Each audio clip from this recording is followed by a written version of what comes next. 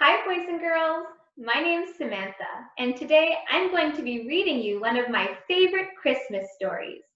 It's called The Miracle of St. Nicholas. Do you know who St. Nicholas is? He is one of the great saints of our church, and yesterday we celebrated his feast day on December 6th. What better opportunity to learn all about this amazing saint? So are you ready? Find a cozy place to sit and let's get started.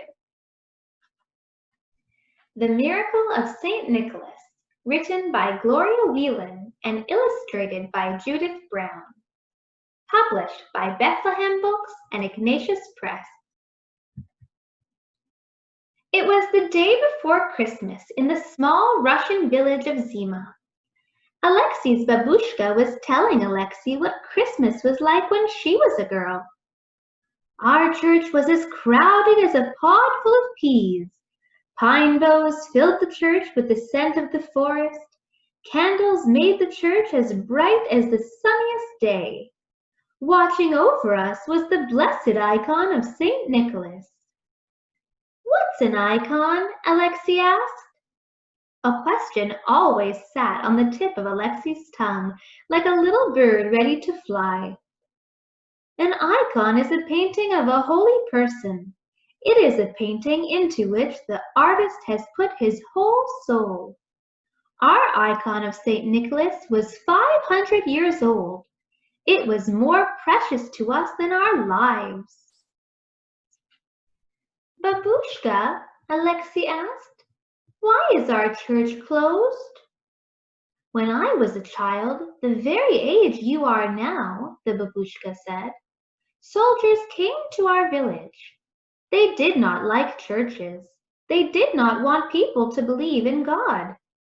They warned the villagers, 'If we find you in your church, we will arrest you and send you far away.' No sooner had the soldiers barred the doors of St. Nicholas than everything inside the church disappeared. It is a great mystery." "That was long ago," the babushka said. "Now the soldiers who closed our church are gone." Alexei asked, "Then why can't we celebrate Christmas tomorrow in St. Nicholas?" "The church has been empty for 60 years, the babushka said. "You cannot celebrate Christmas in a church with an empty altar, with no cross, no candles, no bread or wine, no icon of St. Nicholas, and no priest. Birds have made their nests there. It is dancing with mice. It would take a miracle to open our church." "Babushka, what is a miracle?" Alexei asked. "A miracle happens," his babushka said, "when God enters into your dream. But first, you must have the dream." That afternoon, Alexei rubbed the frost from the windows of St. Nicholas and peered inside. The church was empty. The floor was soft with dust. The walls were netted with cobwebs. He tried the door of the church. It was unlocked. If a door were unlocked, Alexei was a boy to walk through it. The startled mice scampered out of the church. As Alexei stood inside the deserted church, he said to himself, "I wish we could celebrate Christmas here." When Alexei set his heart on something, he moved as quickly as the mice. He wrapped a bundle of twigs with some twine and swept the dust from the floor. He brushed the cobwebs from the walls. He cleaned away the birds' nests. Alexei tramped through the snow to the pine forest at the edge of the village. The wind tried to snatch away his cap. The snow sneaked into the holes in his boots. Reaching up into the trees, Alexei broke off some fragrant branches. Returning to the church, he laid the boughs around the altar. Zima was a village where you were as likely to be in your neighbor's house as your own. Word of what Alexei was doing soon spread through the village. The villagers hurried to see for themselves. The farmer, the carpenter, the storekeeper, the teacher, and the shoemaker arrived with their families. Alexei's mother and father came with Alexei's babushka and his little sister Natasha. Natasha brought her stuffed bear, who would not be left behind. One after another, the whole village took turns peeking into the church. One after another, they returned to their homes with a big smile and a little secret. Only the shoemaker stayed behind. He was a quiet old man with gentle ways. His clothes were worn and patched. His gray beard was tangled. His shoulders were stooped from hunching over his work. His hands were stained from tanning leather. The shoemaker asked Alexei, "Why have you swept out the church and laid the pine boughs about?" "So we can celebrate Christmas in the church tomorrow," Alexei answered. "Many times I have mended your boots, Alexei. When I saw all the holes you had worn in them, I said to myself, 'There is a boy who will always be one step ahead of us.'" The shoemaker went away with a little smile and a big secret. For their dinner on Christmas Eve, Alexei's family had jam to put into their tea. There was a dish of cooked dried fruits, 12 fruits in all, one for each of the apostles. Alexei's mother had prepared kutya, a thick porridge made of crushed hazelnuts and almonds, cooked with barley and honey. It had bubbled to itself on the stove all afternoon. "You can tell when it is done," Alexei's mother said, "when it does not talk anymore." Alexei's father scattered straw on the floor to remind them that Jesus was born in a stable. He put a bit of hay under the tablecloth to remind them that Jesus lay in a manger. Outside, the wind sent the snow tumbling and swirling. It sought out the cracks in Alexei's house. It sent bits of surprised snow through the cracks. Still, Alexei and his family were happy, for the porridge warmed their insides and the stove warmed their outsides. After dinner, there were gifts. Alexei received new boots.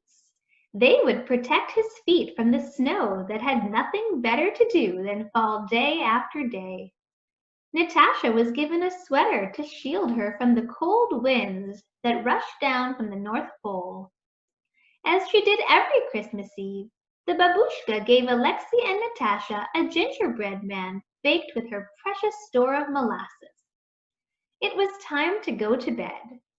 Alexei's mother told him, "You must lie down like a stone and rise up like new bread." In bed that night, Alexei could not stop thinking of the empty church. He watched the moon turn the snow blue and the icicles golden. He climbed out from under his warm quilt. Alexei put on his new boots and went out into the winter night. He tramped through the snow until he reached the church of St. Nicholas.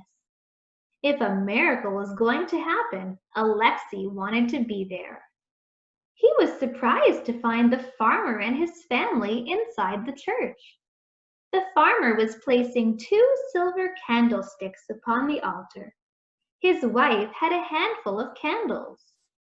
As the flames kindled on the altar, the dark hurried away. "Where did the candles and candlesticks come from?" Alexei asked.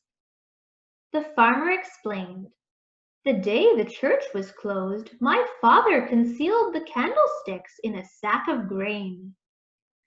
"Every summer when we gathered the honey," his wife said, "I made candles from the beeswax for just such a day as this one." The teacher entered the church. She opened a lumpy bundle. Inside the bundle was a cloth woven with many hues, as though bright birds had flown back and forth, leaving behind their colors. The teacher spread the cloth over the altar. "Where did so beautiful a cloth come from?" Alexei asked.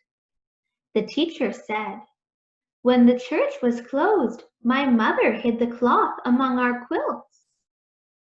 There was the carpenter and his family. The carpenter was holding a cross. "My Dedushka rescued this cross from the church the day St. Nicholas was closed," the carpenter said. "All these years it has lain hidden under the floor of my workshop." The storekeeper and his wife arrived, carrying a bottle of wine and a basket of bread. "For many years I have saved this wine," the storekeeper told Alexei. The wife of the storekeeper said, "I have baked loaves of the holy Christmas bread and marked them with the sign of the cross." Just then, Alexei's mother and father, along with his babushka and Natasha, entered the church. Natasha was yawning, for it was very early in the morning. The babushka looked stern and happy all at once. She was carrying something wrapped up in her best shawl. The villagers crowded around her. Gently she unfolded the scarf. There was the painting of Saint Nicholas. At last the icon was in the church where it had been for as many years as anyone could recall. The eyes of the saint seemed to be looking right at Alexei. Alexei said, "Now we have the candles and the altar cloth, the cross, the bread and wine, and the icon of St. Nicholas, but we don't have a priest." "We must wait," his babushka said. Everyone sat quietly in the church. Natasha was asleep with her head on babushka's shoulder. The church doors opened. A priest walked down the aisle. He was dressed in a robe of white and gold, like sun breaking through morning clouds.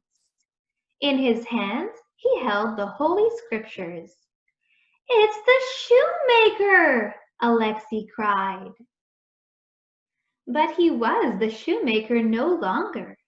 His scraggly beard was neatly combed. He did not stoop, but stood as straight as a pine tree. His ragged and patched clothes had been changed for the robe of a priest. The babushka whispered to Alexei, "Many years ago it was dangerous to be a priest. Priests were often put into prison. So we hid the priest in our village. He became our shoemaker. Now we have our priest back again." Everyone lit a candle. The church was as bright as a summer day. Watching over the church in a place of honor was the blessed icon of St. Nicholas, and the Christmas service was just as Alexei's babushka remembered. The end.